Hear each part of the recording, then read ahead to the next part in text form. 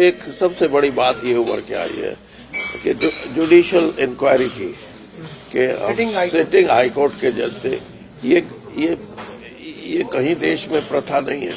और इसकी शुरुआत भी नहीं हो सकती। अगर शुरुआत हो गई तो फिर जो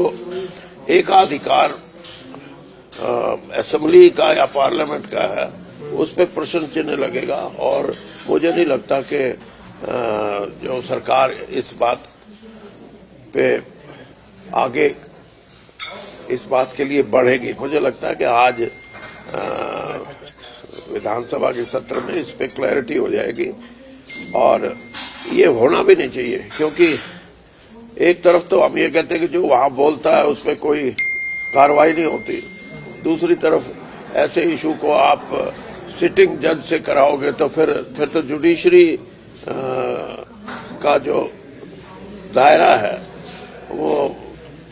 विधायी कार्यों में, उसकी रचना में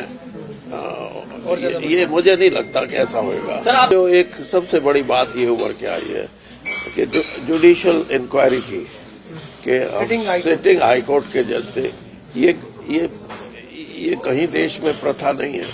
और इसकी शुरुआत भी नहीं हो सकती। अगर शुरुआत हो गई तो फिर जो एकाधिकार असेंबली का या पार्लियामेंट का है उस पर प्रश्न चिन्ह लगेगा और मुझे नहीं लगता कि जो सरकार इस बात पे आगे इस बात के लिए बढ़ेगी। मुझे लगता है कि आज विधानसभा के सत्र में इस पे क्लैरिटी हो जाएगी और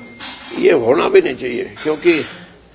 एक तरफ तो हम ये कहते हैं कि जो वहां बोलता है उस पर कोई कार्रवाई नहीं होती, दूसरी तरफ ऐसे इशू को आप सिटिंग जज से कराओगे तो फिर तो जुडिशरी का जो दायरा है वो विधायी कार्यों में, उसकी रचना में ये मुझे नहीं लगता कि ऐसा होगा। जो एक सबसे बड़ी बात ये उभर के आई है कि जुडिशियल इंक्वायरी की कि सिटिंग हाई कोर्ट के जज से ये कहीं देश में प्रथा नहीं है और इसकी शुरुआत भी नहीं हो सकती। अगर शुरुआत हो गई तो फिर जो एकाधिकार असेंबली का या पार्लियामेंट का है उस पर प्रश्न चिन्ह लगेगा और मुझे नहीं लगता कि जो सरकार इस बात पे आगे इस बात के लिए बढ़ेगी। मुझे लगता है कि आज विधानसभा के सत्र में इस पे क्लैरिटी हो जाएगी और ये होना भी नहीं चाहिए, क्योंकि एक तरफ तो हम ये कहते हैं कि जो वहां बोलता है उस पर कोई कार्रवाई नहीं होती, दूसरी तरफ ऐसे इशू को आप सिटिंग जज से कराओगे तो फिर तो जुडिशरी का जो दायरा है वो